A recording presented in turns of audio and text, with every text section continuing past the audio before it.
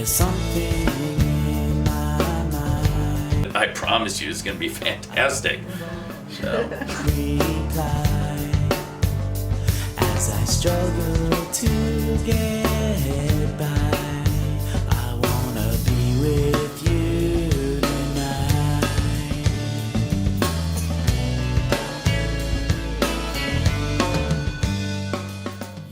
Hey, it's Martha from Backstage Chronicles here with Chris Ricky and Chris Alenka from One Supernova. Can you share something about yourselves? You know, the way Chris and I met was an ad in the on Facebook that bass player needed for original band, and I had been out of music.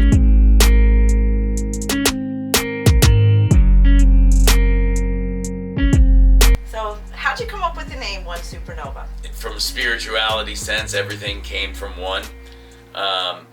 The birth and death of life in general, the cycle of life, comes from the birth and death of stars, and when a star explodes, it's a supernova, and the biggest supernova is when the universe began. And so when the universe began, there was one supernova, so it's kind of like we are all one.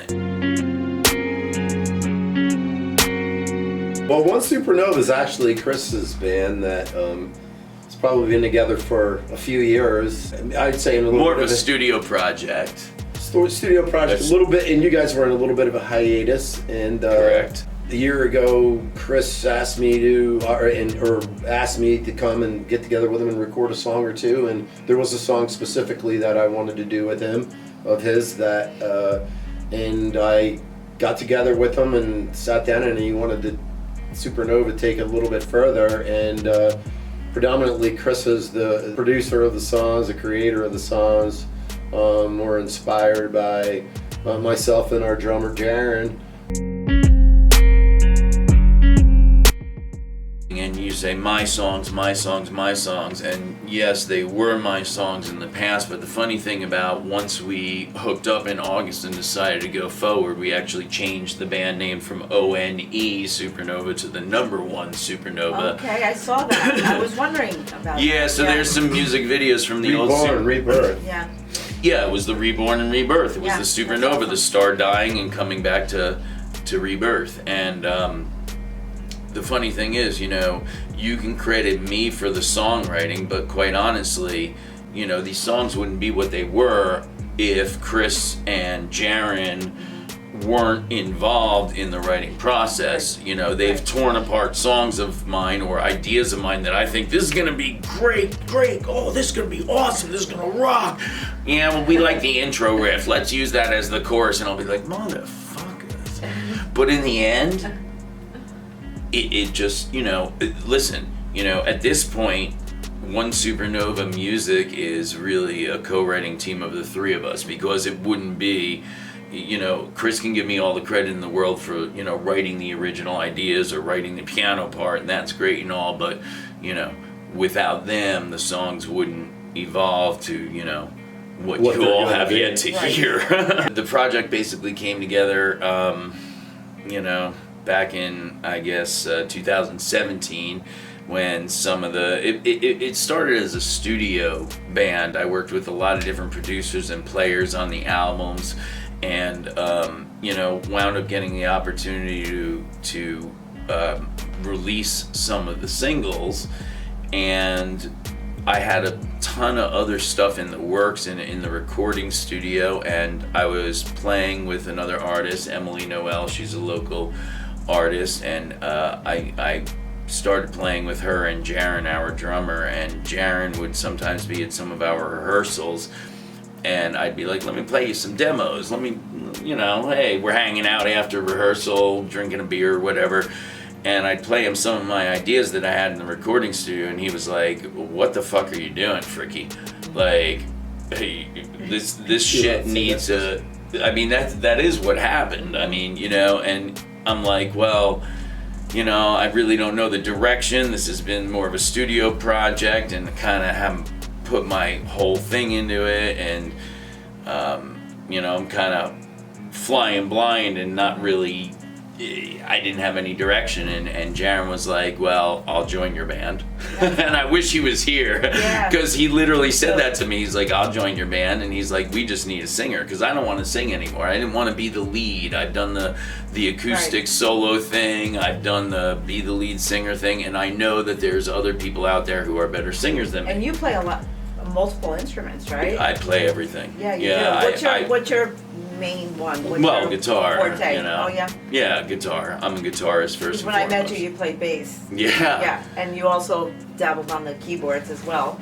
I never got a chance to watch you play guitar, actually. Initially, like my main core idea coming back, or to even be anything to do with Chris, not even with One Supernova, was coming down to do a song with him called Broken.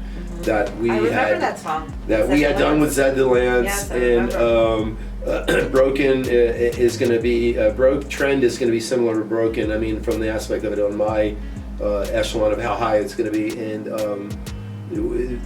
Broken was the reason that I wanted to get back with him, and because of that, we're here now, and I'm his lead singer in his band. Yeah. Well, while we're directing our attention to you, I do have to ask you something. Now, I've seen you play for a few years, and I've seen you live in different venues many times, and you have more energy than anybody I know personally. And you wouldn't know it from this interview. Do you do it? Like, really? I mean, you're up and down, you're jumping, you're falling on the floor, you're diving, you're doing, not diving, but you are so energetic and so entertaining, and you have so much energy throughout your whole show, and it's impressive.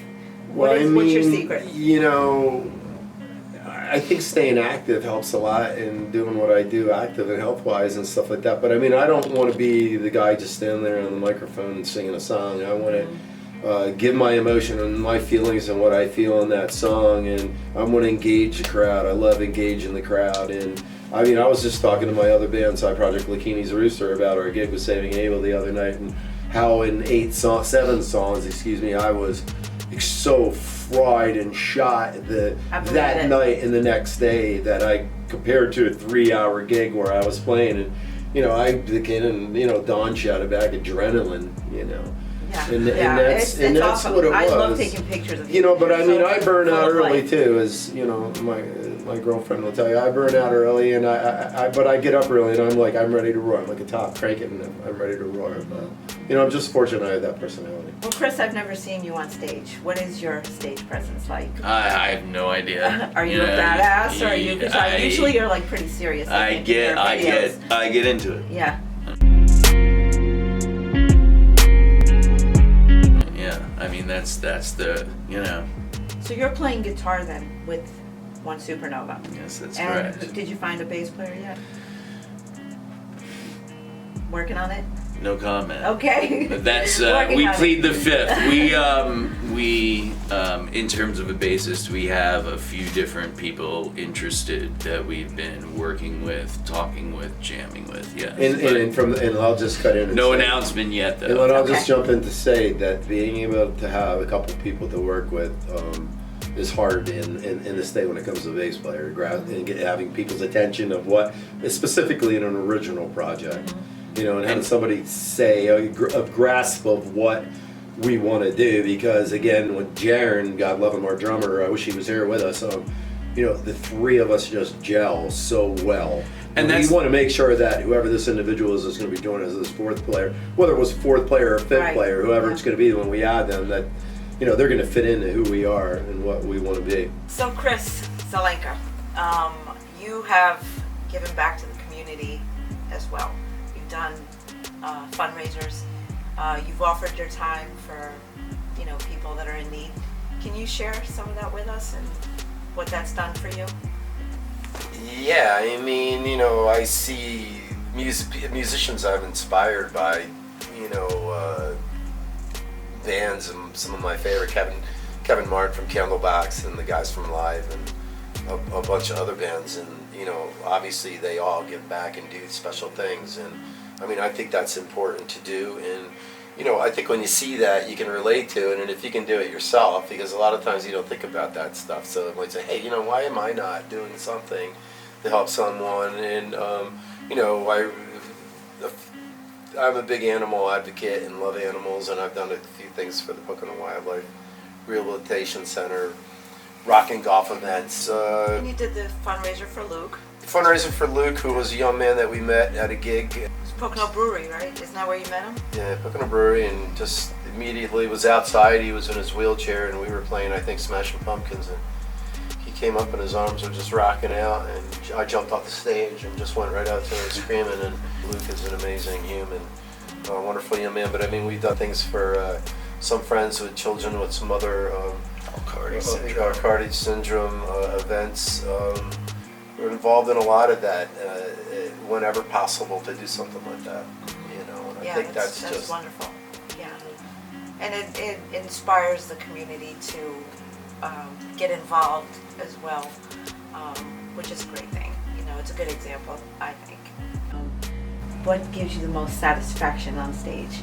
What actually makes you excited? You know, like what does it for you? Well, I played in front of 3,000 people, and I played in front of just a bartender. The thing that gets me going on stage is just being into the moment and being into the music at that point. I mean, I don't care if there's nobody listening or 1,000 people there. Right. I act the same. That's, you know, that's just me. Yeah. You know, you go back to the question of what excites you when you're on the, you know, the stage. I mean, and part of, like he said, playing in however many thousand people, or yada yada. I mean, I don't think there's anything greater than being in front of a huge crowd on a national stage, on a big stage per se, with those big loud booming speakers in your face, and you know, thousand-some people in front of you. That is an amazing experience in what is my really adrenaline rush and what I really like to do. I'm gonna tell you, you know, part of me wants to say no, don't say it, and part of me's got to say no, fucking say it, because that's what it is. I don't really care about bars, bands, shit. You know what I mean? It's great. I've done. You know, I'm a late bloomer. I didn't play in my first bar band until 50 years old. You know, 12 years ago I'm 62. So to be at this point in my life, to be where I'm at, and going and scanning across that wall and opening up for those bands is, you know, a great thing that's happened to us over the years. And but you know, again, like he said, you could play for a small crowd, which I do solo, and you can have goosebumps on your arms playing your own music sometimes, just by being into the moment. You know, Right. So, and that's what it's about. That's what music does to you. Know? Oh yeah, for sure. When you write your songs, do they come from within, or is it just something you do because you're a good writer? Or is it both? I mean, how are you inspired to write your songs? Experiences? A little of everything, you know. Sometimes people say, who is that song about? I'll be like, it's not about a person, it's about, you know, it's something else. The great thing about being a songwriter is that a listener can interpret the song to what it means to them.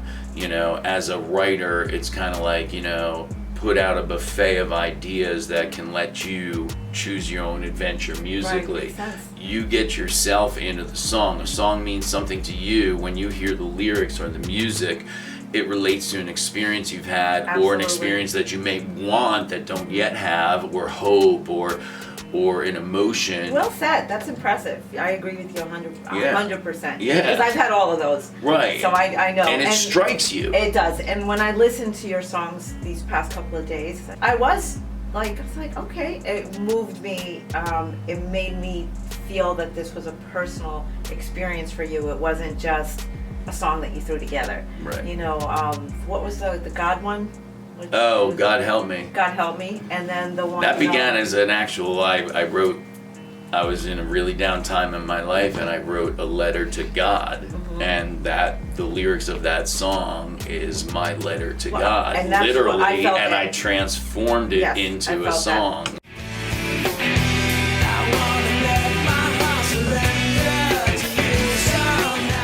It was a poem first. Yes. You know? And Chris, what are your And it was never meant to be influences? shared. I never meant to share it with the world. It But was I'm my glad personal you did, experience. because I actually felt it in that song. When I listened to it, I was like, okay, you know, and I watched the video and I saw your, you know, like you were really like, you meant it, you know, it was awesome. Yeah, exactly. You know, I'm all about that. So Chris, who are your influences? I think we all grasp music in different ways at different times. It comes at us, and it can make an impact in our life, and it can change us in a lot of ways, and influence in a lot of ways, and encourage us in a lot of ways. And that happened with me with Blue October. But I had experience just with alcohol that I was not enjoying, and listening to them, and going through some other stuff in my life, and it brought me to a place of low, but then it also brought me out of my home and got me to where I am today, and got me out of drinking alcohol. Was there a particular song? Fear probably is the one song that I think has the most impact on most Blue October people, without a question of a doubt. And you've been sober over a year now. Well, I'm alcohol free. Yeah, yes. thank God. Yeah, that's awesome. 28 months. Two years and 4 months. That's awesome. Wow. Went by fast. Chris Fricke, Hold on. tell us your influences. Rush, Live. Led Zeppelin, Highly Suspect. Goo Goo Dolls.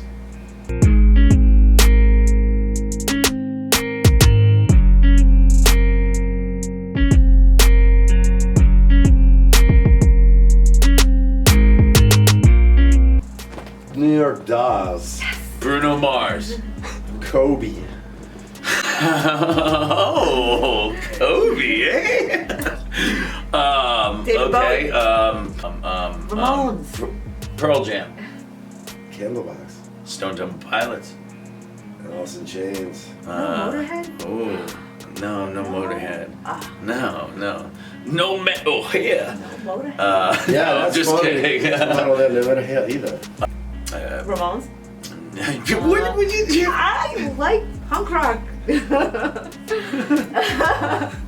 I'm helping out. Okay. Hi, I'm Chris with Backstage Chronicles. I'm here with Martha.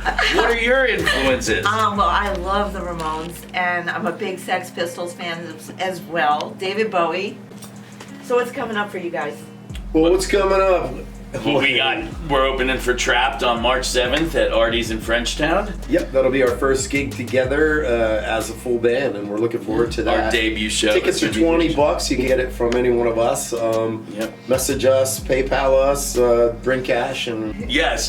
In addition to that, we are we're getting ready to release a bunch of new songs. We're working hard in the studio. One a month. Yeah, this is our rehearsal spot here that you got to see tonight, and then we also have a recording spot. We have our own recording studio, and that's where we do our sessions. And we have probably 36 songs in the works, but in reality, we're working on about 12 of them right now, and we're getting there. And we're gonna have some releases. Yeah, this follow us year. on Facebook, One Supernova, and on Instagram. Everything at One Supernova Music. Yeah, Facebook. Yeah, make sure you Instagram, check us out. YouTube.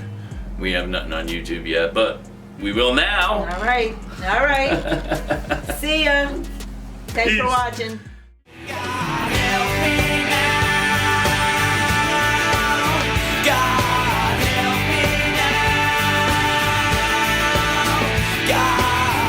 I just gotta be comfortable. There we go.